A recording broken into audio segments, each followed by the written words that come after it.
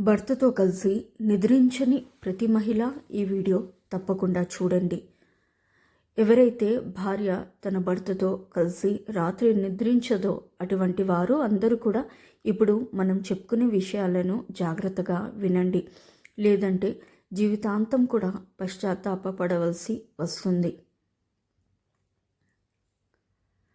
ఎవరైతే భార్యలు తమ భర్తతో కలిసి వారు నిద్రించే గదిలోకి వెళ్ళరో, అలాగే వారికి దూరంగా ఉంటారో వారందరూ కూడా ఈ వీడియోని మొదటి నుంచి చివరి వరకు తప్పకుండా చూడండి. అప్పుడే మేము ఏం చెప్తున్నామో మీకు పూర్తిగా అర్థమవుతుంది. అలాగే ఈ వీడియో చూసే ముందు ఓం నమః శివాయ అని ఒక చిన్న కమెంట్ చేయండి. కొంతమంది స్త్రీలు తమ భర్తలను తమ దగ్గరకు రానివ్వరు, తమ దగ్గర నిద్రించనివ్వరు. అటువంటి స్త్రీలు అందరూ కూడా చాలా పశ్చాత్తాపపడవలసి వస్తుంది. భార్య భర్తలు ఇద్దరు కూడా ఒకే చోట నిద్రించాలా అనే విషయాన్ని ఇప్పుడు మనం ఒక కథ ద్వారా తెలుసుకుందాం. అలాగే నిద్రించవలసిన అవసరం ఉందా లేదా అనే విషయాన్ని కూడా తెలుసుకుందాం. ఎవరైతే స్త్రీలు ఉత్తమ భర్తని దూరంగా ఉంచుతున్నారో, తమ దగ్గరకు రానివ్వడం లేదో, భర్త దగ్గరకు వచ్చినప్పుడు అనరాని మాటలు అనే స్త్రీలు, అపశబ్దాలు మాట్లాడే స్త్రీలు, అలాంటి వారందరూ కూడా ఈ వీడియోని తప్పకుండా చూడండి. ఎవరైతే స్త్రీలు తమ భర్తను తమ దగ్గరకు రానివ్వరో వారికి మహాపాపం అంటుకుంటుంది. ఉత్తరప్రదేశ్లో ఒక శోభాయమానమైన నగరం ఉంది. అందులో ఒక చిన్న అడవి ఉంది. అడవి మధ్యలో ఒక చిన్న చెరువు కూడా ఉంది. ఆ చెరువు చుట్టూ పచ్చని మొక్కలు ఉన్నాయి. ఆ మొక్కలలో పిట్టలు చేసే శబ్దాలు పూర్తి అడవి అంతా కూడా సందడి చేస్తూ ఉంటాయి. ఆ చెరువు పక్కనే ఒక చిన్న ఇల్లు కూడా ఉంది. ఆ ఇంట్లో ఒక రైతు తన భార్యతో నివసిస్తూ ఉన్నాడు. ఆ రైతుకి ఒక కుమార్తె, ఒక కుమారుడు ఉన్నారు. ఆ రైతు భార్య చాలా అందంగా ఉండేది. రైతు కోసం ఎవరైనా పురుషులు ఇంటికి వచ్చినప్పుడు అనుకోకుండా వారి దృష్టి రైతు భార్యపై పడేది. అంటే వారందరూ కూడా ఆమెను మోహిస్తూ ఉండేవారు. ఆ ఒక్కనొక సమయంలో సాయంత్రం అయింది. బాగా అర్ధరాత్రి అయిపోయింది. ఆ సమయంలో ఆ రైతు అడవుల నుండి వస్తున్నాడు. అప్పుడు అడవిలో ఎవరూ లేరు. ఆ సమయంలో ఆ రైతు అసలు అడవిలో ఎందుకు తిరుగుతున్నాడు, అలాగే అతని ముఖంలో ఎటువంటి భయం కూడా లేదు. ఇంకతను చిరునవ్వుతో ఉన్నాడు. ఎటువంటి భయం లేకుండా వెళ్తున్నాడు. తను అలా వెళ్తూ ఉండగా అక్కడ ఒక చిన్న గుడిసె కనిపించింది. తను ఆ గుడిసె దగ్గరికి వెళ్ళేసరికి ఆ గుడిసె బయట ఒక అందమైన స్త్రీ ఉంది. ఆ స్త్రీని చూడగానే ఆ రైతు మొహంలో ఒక చిన్న నవ్వు. అలాగే ఆ స్త్రీ రైతును చూడగానే ఆమె కూడా చిన్నగా నవ్వింది. అప్పుడు ఆమె అడుగుతుంది, మీరు రావడానికి ఎందుకింత ఆలస్యమైంది? నేను మీకోసమే చాలాసేపటి నుండి ఎదురు చూస్తూ ఉన్నాను. నేను ఇప్పుడు ఇక్కడ నుండి వెళ్ళిపోదాము అనుకున్నాను. ఇంతలో నాకు ఏదో ఒక శబ్దం వినిపించడంతో ఇక్కడి నుండి చూస్తూ ఉన్నాను. చూసేసరికి వచ్చింది మీరు. మిమ్మల్ని చూసి నేను ఆగాను అని చెప్పింది. అప్పుడు రైతు అంటున్నాడు, ఈరోజు నా భార్యకు నిద్ర రాలేదు. నేను ఆమెని నిద్రపొమ్మని చెప్పాను, కానీ ఆమె నిద్ర రావడం లేదు అని చెప్పింది. నేను ఆమెను ఏదో విధంగా నిద్రపుచ్చి వస్తున్నాను. ఏదో విధంగా ఇంట్లో నుండి బయలుదేరి నీ దగ్గరకు వచ్చాను. అందువలన ఈరోజు నాకు రావడానికి ఆలస్యమైంది అని చెప్పాడు. అలాగే ఆ స్త్రీ చెబుతుంది, స్వామి, ఈరోజు నాకు కూడా రావడానికి ఆలస్యమైంది. కానీ నేను అనుకుంటున్నాను మీరు వచ్చేసి ఉంటారు అని. కానీ నేను ఇక్కడికి వచ్చి చూసేసరికి మీరు అప్పటికి ఇంకా రాలేదు. నేను ఆలోచిస్తూ ఉన్నాను, ఒకవేళ మీరు వచ్చి వెళ్ళిపోయారు ఏమోనని. కాసేపు ఎదురు చూస్తే ఏదో ఒకటి తెలుస్తుంది అని నేను ఇక్కడి నుంచి ఎదురు చూస్తూ ఉన్నాను. అలా చూస్తూనే గంట సమయం గడిచిపోయింది. నేను వెళ్ళిపోదాము అనుకునేలోపు మీరు వచ్చారు. ఇంతలో ఆ రైతు అంటున్నాడు, ఇక మనము ఆ గుడిసెలోకి వెళ్దామా అని అంటాడు. ఎందుకంటే తెల్లవారి పోయేలా ఉంది. ఈలోపే మనం మన ఇళ్ళలోకి వెళ్ళిపోవాలని చెప్పేసరికి ఆ స్త్రీ అంటుంది, నా భర్త కూడా తొందరగానే నిద్రలేస్తాడు అని చెప్పింది. నేను ఒకసారి నా భర్తకు పట్టుబడ్డాను. అప్పుడు నేను శౌచాలయానికి వెళ్ళాలని చెప్పినప్పుడు నా భర్త ఏమీ అనలేదు. ఇద్దరు కూడా ఆ గుడిసెలోకి వెళ్ళి కాసేపు ఆనందంగా గడిపారు. ఆ విధంగా ఆ రైతు తన భార్యను మోసం చేసి అక్కడికి వచ్చాడు. అలాగే ఆ స్త్రీ తన భర్తను మోసం చేసి అక్కడికి వచ్చింది. ఎవరైతే స్త్రీలు తమ భర్తను మోసం చేస్తారో అసలు వారి జీవితంలో ఏం జరుగుతుంది, ఎవరైతే పురుషులు తమ భార్యను మోసం చేస్తారో వారి జీవితంలో ఏం జరుగుతుంది అనేది ఇప్పుడు తెలుసుకుందాం. ఒకానొక సమయంలో ప్రశాంతమైన వాతావరణంలో పరమేశ్వరుడు ధ్యాన ముద్రలో కూర్చుని ఉన్నాడు. అప్పుడు గరుడ అంతరిక్షంలోకి వెళ్తూ వెళ్తూ నారాయణ నారాయణ అంటూ కైలాస పర్వతం మీదకు వచ్చాడు. అలా కైలాస పర్వతం మీదకు వచ్చి పరమేశ్వరుడికి నమస్కరించి గరుడ పరమేశ్వరుడితో చెప్తున్నాడు, ఈరోజు నేను పృథ్వీలోకంలో భ్రమణం చేస్తూ ఉన్నాను. అప్పుడు నేను ఒకటి చూశాను. ఒక భార్య తన భర్త నిద్రపోయిన తర్వాత అడవి వైపుకు వెళ్ళి ఒక గుడిసె దగ్గరికి వెళ్ళి ఒక పరాయి పురుషుడు కోసం ఎదురు చూస్తూ ఉంది. ఒక పురుషుడు తన భార్యను తన పిల్లల్ని మోసం చేసి అర్ధరాత్రి అడవిలో ఆ గుడిసె దగ్గరకు వచ్చాడు. వాళ్ళు ఇద్దరూ కూడా అక్కడ శారీరక సంబంధాన్ని పెట్టుకున్నారు. ఆమె తన భర్తను మోసం చేస్తుంది, అలాగే పురుషుడు తన భార్య పిల్లల్ని మోసం చేస్తున్నాడు. ఇదంతా చూసిన నా మనసులో కొన్ని ప్రశ్నలు మొదలయ్యాయి. ఆ ప్రశ్నలకు సమాధానం నాకు లభించడం లేదు. నేను ఎంత వెతికినా కూడా నాకు ఆ ప్రశ్నలకు సమాధానం లభించడం లేదు. ఇంతలో పరమేశ్వరుడు అంటున్నాడు, గరుడదేవ, ఎందుకు అంతలా చింతిస్తున్నావు? నీ మనసులో ఏవైతే ప్రశ్నలు ఉన్నాయో అది నాకు చెప్పు. నువ్వు అడిగే ప్రశ్నలకు సమాధానం చెప్పడానికి నేను సిద్ధంగా ఉన్నాను అని పరమేశ్వరుడు అంటాడు.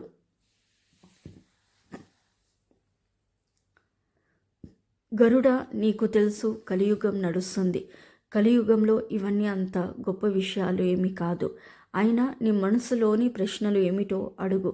నేను నీ మనసులో ఉన్న ప్రశ్నలన్నిటినీ కూడా సమాధానాలు చెప్పడానికి సిద్ధంగా ఉన్నాను అని చెప్పేసరికి గరుడ అడుగుతున్నాడు, గరుడ, నువ్వు నీ రెండో ప్రశ్నను కూడా అడుగు. నేను నువ్వు అడిగిన ఆ రెండు ప్రశ్నలకు కూడా ఒకేసారి సమాధానాన్ని చెబుతాను అని పరమేశ్వరుడు అంటున్నాడు. అప్పుడు గరుడ అంటున్నాడు, ఎటువంటి స్త్రీలు వారి జీవితంలో ఈ 3 తప్పులను చేస్తారు? ఈ 3 తప్పులు చేసిన స్త్రీలు పశ్చాత్తాప పడవలసి వస్తుందా? ఎటువంటి స్త్రీలు ఈ 3 తప్పులను చేయడం వలన వారి జీవితాంతం ఏడుస్తారు అని గరుడ అడిగాడు.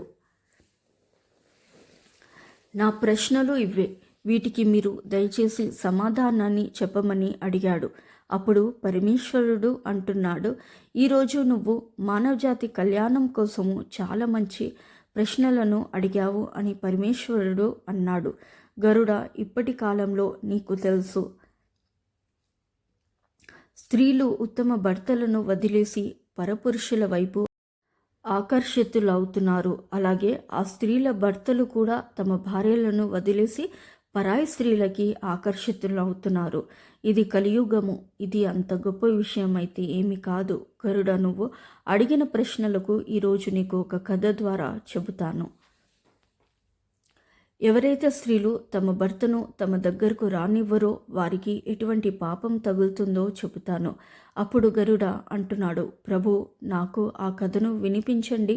ఆ కథ వినాలని నేను చాలా ఉత్సాహంగా ఉన్నాను అని చెప్పేసరికి పరమేశ్వరుడు ఆ కథని చెప్పడం ప్రారంభించాడు. ఒక నగరంలో ఒక సాధారణమైన జీవితాన్ని జీవించే ఒక వ్యాపారి నివసిస్తూ ఉన్నాడు. తనకి ఒక పుత్రుడు. అతని పేరు విక్రమాదిత్యుడు. ఆ వ్యాపారి చాలా ధనవంతుడు. తన దగ్గర చాలా ధనం ఉంది. ఎందుకంటే ఆ వ్యాపారస్తుడు చాలా కష్టపడి వ్యాపారాన్ని చేస్తూ ఉన్నాడు. అందువలన తను చాలా ధనాన్ని సంపాదించాడు. ఆ వ్యాపారి రైతుల దగ్గర ధాన్యాన్ని తక్కువ రేటుకు కొని పెద్ద పెద్ద వ్యాపారస్తులకి ఎక్కువ రేట్లకి ఆ ధాన్యాన్ని అమ్ముతూ ఉండేవాడు. ఆ వ్యాపారస్తుడు భార్య చాలా అందంగా ఉండేది. తను వ్యాపారంలో ఎంత ధనాన్ని సంపాదించినా కూడా తీసుకొని వచ్చి తన భార్యకి ఇస్తూ ఉండేవాడు. తన పుత్రుడిని చాలా ప్రేమగా చూసుకుంటూ ఉండేవాడు. కానీ ఆ వ్యాపారస్తుడు తన పుత్రుడికి చాలా స్వాతంత్రాన్ని ఇచ్చాడు. తను ఏం కోరుకుంటే అది చేసేవాడు. ఆ వ్యాపారస్తుడు తన పిల్లవాడికి ఎంతో స్వేచ్ఛనిచ్చాడు. అతడు చెడు సావాసంలోకి వెళ్ళిపోయాడు. పెద్దలు చెప్తూ ఉంటారు కదా, అత్యధికమైన స్వేచ్ఛను ఇచ్చినట్లయితే మనుషులు తప్ప దోవపడతారని. ఆ వ్యాపారి పుత్రుడు విషయంలో కూడా అదే జరిగింది. ఆ వ్యాపారస్తుడు కొడుకు విక్రమాదిత్యుడు జూదం ఆడుతున్నాడు. తన తండ్రి సంపాదించిన ధనాన్ని అంతా కూడా ఆ జూదంలో పోగొట్టుకున్నాడు. తల్లితో అబద్ధాలు చెప్పి డబ్బులను తీసుకొని వెళ్తూ ఉన్నాడు. అంత చిన్న వయసులోనే తను కామ వాంఛనను తీర్చుకోవడం కోసం వేశ్యల దగ్గరకు వెళ్ళేవాడు. ఒకసారి ఆ వ్యాపారస్తుడికి ఎవరో కబురు పంపించారు, మీ పుత్రుడు వేశ్యల దగ్గరకు వెళ్తున్నాడని, మద్యాన్ని సేవిస్తున్నాడని, జూదం ఆడుతున్నాడని చెప్పారు. అప్పుడు ఆ వ్యాపారస్తుడు అనుకుంటున్నాడు, తన పిల్లవాడు చాలా చెడు మార్గంలోకి వెళ్ళిపోయాడు. ఇప్పుడు ఏదో ఒకటి చేయాలని ఆ వ్యాపారస్తుడు అనుకున్నాడు. నేను వెంటనే నా కుమారుడికి వివాహం చేశానంటే తన భార్య ఇంటికి వస్తుంది. అప్పుడు వ్యసనాలు అన్నిటినీ మర్చిపోతాడు. ఇప్పుడు వేశ్యల దగ్గరికి వెళ్తున్నాడు. అదే తన భార్య వచ్చింది అంటే తను ఇంకా ఎక్కడికి వెళ్ళడు అని ఆలోచించి ఆ తండ్రి నగరంలోనే ఒక పెద్ద వ్యాపారస్తుడు కుమార్తె అయిన చూసి తన కుమారుడు విక్రమాదిత్యుడికి ఇచ్చి వివాహం జరిపించాడు. విక్రమాదిత్యుని భార్య పేరు మోహిని. తను చాలా అందంగా ఉండడంతో పాటు చాలా గుణవంతురాలు, ఎన్నో మంచి లక్షణాలు ఉన్న స్త్రీ. విక్రమాదిత్యుని వివాహం జరిగిన తర్వాత విక్రమాదిత్యుడు ఇంట్లోనే ఉండేవాడు. తన భార్య ఎంత అందంగా ఉండేది అంటే తన భార్యను వదిలి ఆ విక్రమాదిత్యుడు ఎక్కడికి వెళ్ళేవాడు కాదు. తను అలవాటు చేసుకున్న చెడ్డ పనులన్నీ సతమర్చిపోయాడు. కొన్ని రోజుల తర్వాత విక్రమాదిత్యుని తల్లిదండ్రులు వృద్ధాపంలోకి వెళ్ళిపోయారు. వారు బాగా ముసలివారు అయిపోయారు. ఒకరోజు వాళ్ళిద్దరూ మరణించారు. విక్రమాదిత్యుని కామ వాంఛన అయితే చల్లారింది. కానీ తనకి జూదం ఆడే అలవాటు పోలేదు. అలా జూదం ఆడుతూ ఆడుతూ విక్రమాదిత్యుడు తనకు ఉన్న ధనాన్ని మొత్తం కూడా పోగొట్టుకున్నాడు. విక్రమాదిత్యుడు దగ్గర సంపాదించే తెలివితేటలు లేవు. తన తండ్రి సంపాదించిన ధనం మొత్తం కూడా పోగొట్టుకున్నాడు. అప్పుడు భార్య అంటుంది, స్వామి, ఈరోజు మనం తినడానికి ఏమీ లేదు. మీరు ఇక్కడ ఉన్న రాజుగారి దగ్గరకు వెళ్ళి ఏదైనా పనిని అడగండి. మనమిద్దరం కాలం గడపడానికైనా ధనం కావాలి కదా అని భార్య అంటుంది. రాజుగారి దగ్గరకు వెళ్ళి ఎవరైనా పని అడిగితే ఆ రాజుగారు తన లోపల ఎటువంటి సద్గుణాలు లేవు, జ్ఞానము లేదు, తన దగ్గర ధనం లేదు. విక్రమాదిత్యుడికి ఒక పుత్రుడు ఒక పుత్రిక కూడా ఉన్నారు. వారికి కూడా వివాహ సమయం వచ్చింది. ధనం అవసరమైతే విక్రమాదిత్యుడికి చాలా ఉంది. అతని దగ్గర ఒక రూపాయి కూడా లేదు. ఇప్పుడు తనకి ఇల్లు గడవడం చాలా కష్టంగా ఉంది. విక్రమాదిత్యుడు తన శరీరంలోని శక్తిని అంతా కూడా వృధాగా పాడు చేశాడు. ఒకరోజు విక్రమాదిత్యుడు కామవాంఛనతో తన భార్య దగ్గరకు వెళ్ళాడు.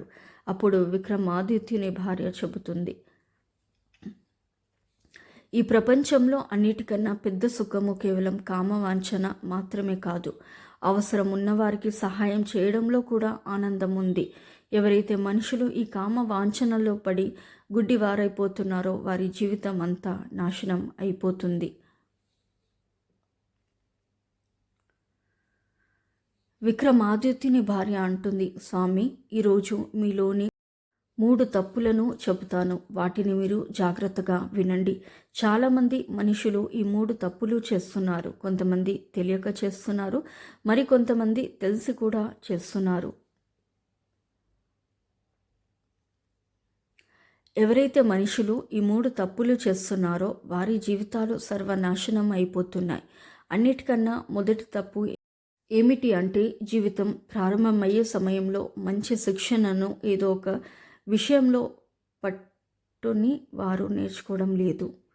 అటువంటి వారు వారి జీవితంలో అనేక రకమైన ఇబ్బందులను అనుభవిస్తూ ఉన్నారు. మీరు చేసిన తప్పే జీవితాంతం కూడా మిమ్మల్ని ఇబ్బంది పెడుతూ ఉంటుంది. రెండో విషయం ఏమిటంటే, పనులను వాయిదా వేయడం. మీరు యవ్వనంలో ఉండగా ఏ పని చేయడానికి అయినా కూడా వాయిదాలను వేసేవారు. ఆ సమయాన్ని మీరు సరిగా వినియోగించుకోలేదు. అందుకే మీ లక్ష్యాలను మీరు చేరుకోలేకపోయారు. ఇక మూడవ విషయం ఏమిటంటే చెడు సావాసాలలో ఉండడం. యుక్త వయసులో చెడు సాంగత్యంలోకి వెళ్ళడము, చెడు అలవాట్లు చేసుకోవడము.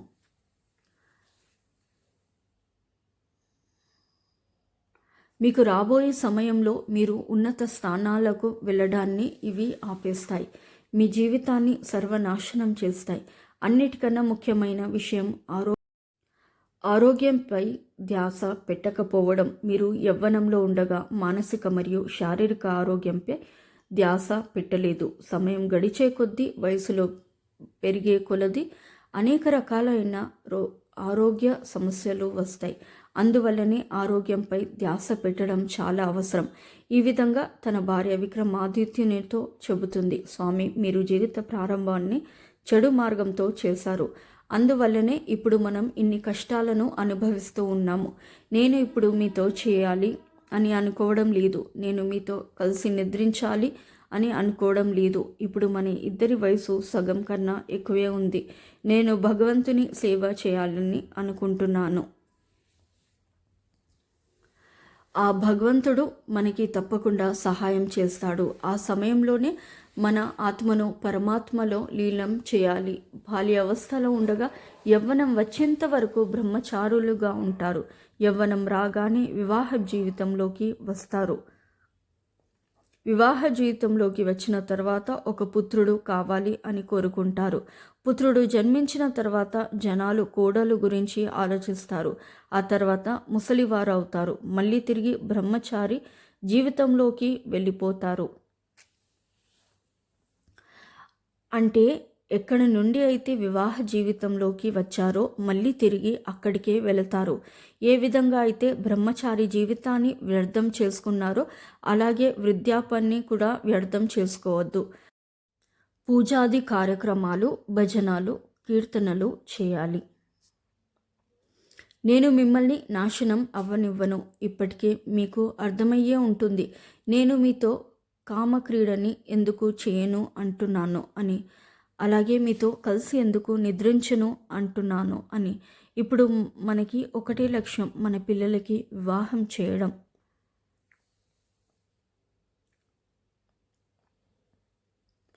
మీరు కామ వాంఛనను వదిలేసి పనిపై ధ్యాస పెట్టండి.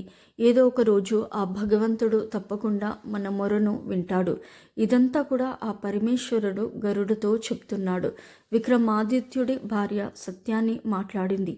ఎవరైతే భక్తులు నాతో స్వచ్ఛమైన మనసుతో నన్ను పిలుస్తారో అలాంటి వారు ఎప్పుడు కూడా దేనికోసము బాధపడవలసిన అవసరం ఉండదు.